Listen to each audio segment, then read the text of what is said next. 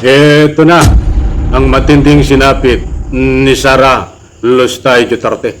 Hindi na po nakayanan, bumigay na ho ang kanyang laman ng kaisipan. Aba, ay matagal naman ho itong malakas ang tama eh.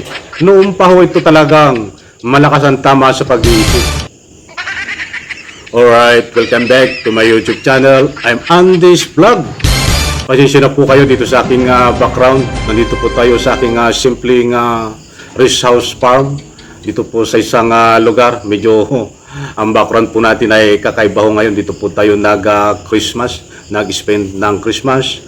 At Merry Christmas po sa lahat. Siyempre, advance Happy New Year. Mga kaibigan dito ho at mainit-pinit pa.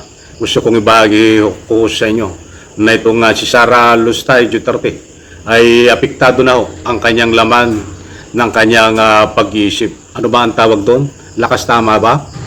I-like mo po natin ang video na ito. Please like and subscribe my YouTube channel. Heto, hindi ko na patatagalin mga kaibigan sapagkat ito ho ay bagong labas na balita tungkol dito kay Sara Lustay Duterte na talagang hindi na ho kaya ng albularyo. Kaya pa ng albularyo but yung espesyalista ng albularyo. Hindi na ho kakaya nito ng basta albularyo na suriin dahil malala na ho. Malakas ho ang tama. Mga kaibigan kapit, huwag po kayong alis at inaanyayaan ko po kayong panoorin hanggang dulo ang vlog na ito dahil dito nyo ho matutuklasan na itong si Sara Lustay Duterte ay kaya sabi nga ng karamihan, tinutulak ngayon at pinagsisigawan sa pamamagitan ng kanilang public opinion ay ano ba ito? Ay yung tinatawag na nasisiraan na ba ng bait? Dahil apektado ang kanyang pag-iisip. Ito, ibabagi ko po sa iyo, sa inyo mga mahal kong taga-subaybay. At shoutout po sa lahat. Nandyan doon naka-flash sa screen. Nandyan po si Sara Lustay Duterte. Nakalagay ho dyan, Pipi, Sara. Naniniwala ang apektado na rin ang mental wellness na ilang opisyal na sangkot sa flood control anomaly. Aba, akala mo'y ano to? Pakala mo'y manghula, no? Dahil inuhulaan nyo ha, na apektado na raw ang laman ng kaisipan ng mga sangkot sa flood control anomaly. Ito yung tinatawag na sangkot sa pagnanakaw ng pera ng taong bayan. Kaya may nagtitil na mayroong tumalon nga, sabi tumalon, at ako siyang kinitil ang kanyang buhay, ay yan din ang gustong ipunto nitong si Sara Lustay Duterte. O ano po ang masasabi nyo? Ito lang bang mga sangkot sa flood control anomaly? Ang ika nga po apektado ang laman ng kaisipan? Sa palagay nyo po, itong si Sara Lustay Duterte din ay apektado ang ika nga po laman ng kaisipan dahil siya ho ay sangkot sa pagnanakaw ng pera ng taong bayan.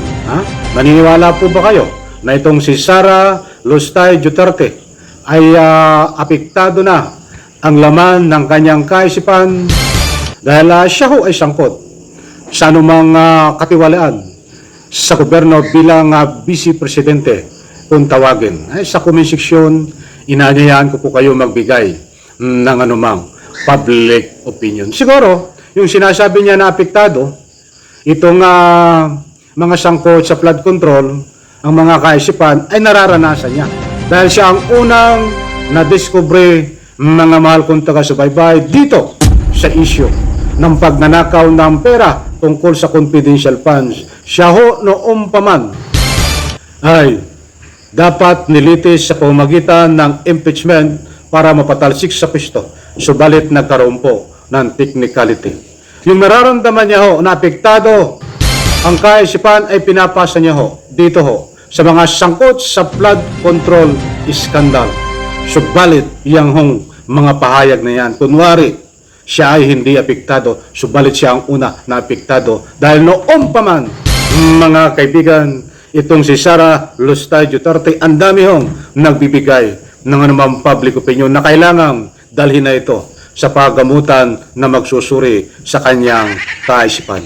Bakit nasabi ho ng taong bayan yun? Marami yung mga dahilan. Nandyan ho yung nagwawala siya noon. Naalala niyo po ba? Nandyan ho yung itatapon sa West Philippine Sea ang bangkay ng yumaong dating tatay ng Pangulong Bongbong Marcos na nakalibing sa libingan ng bayani. Nandyan din ho ang katibayan na siya na nagbabanta, na pagbabanta sa buhay ng Pangulo. And connection data po at nasabi po natin yan, mga kaibigan.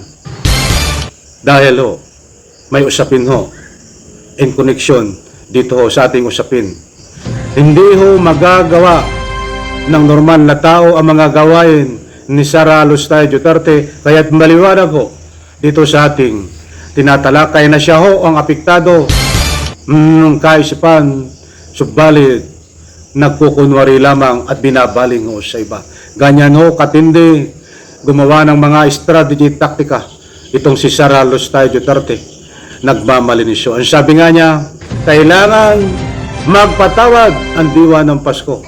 Ang sabi ni Sara Alustay Duterte, at tinuturuan ang taong bayan, kailangan magpatawad ang diwa ng Pasko. Wala ang patapatawad. Depende sa patawad. Ang gusto ni Sara Alustay Duterte, patawarin siya sa mga nagawang ika nga po pandarambong, pangungurakot ng pera ng taong bayan. Hindi pipili yan. Di ba mga kaibigan? Huwag ko tayong magpabudol dito. Huwag tayong maniwala sa panawagan nitong si Sara Alustay Duterte na kailangang magpatawad. Yung ganun ba? Kakalimutan na ba? Itong milyong-milyong pera, bilyong-bilyong pera, ninanakaw ni Sara Alustay Duterte. Hindi pipili. Pasensya na po kayo sa audio ko, medyo namamalat. Mga mahal kong taga-subaybay. Muli ho, nandyan ho, i-plus ko sa screen ang katibayan tungkol dito sa usapin na apektado na ang mga kaisipan na magnanakaw ng pera ng taong bayan. Yan ho ay sa pangunguna nitong si VP Sara Alustay Duterte. Ipa-plus ko muli sa screen, babasahin ko. VP Sara, naniniwala ang apektado na rin ang mental wellness ng ilang opisyal na sangkot sa flood control anomaly. Nak! Yan ang mga galing mag-list ng isyo, no? Mga mahal kong taga-subaybay. But anyway, ay alam nyo itong si Sara Alustay Duterte, 10 salita ho nito ho, ay 11 ang mali. Alam mo natin yan, abangan po natin. Dahil kabang-abang ito, taong 2026, kung sino ay ika nga po'y dadalhin dyan sa kulungan na bakalan. Siyempre, abangan ho dito, dahil tuloy na ho ang impeachment laban ho kay Sara Alustay Duterte.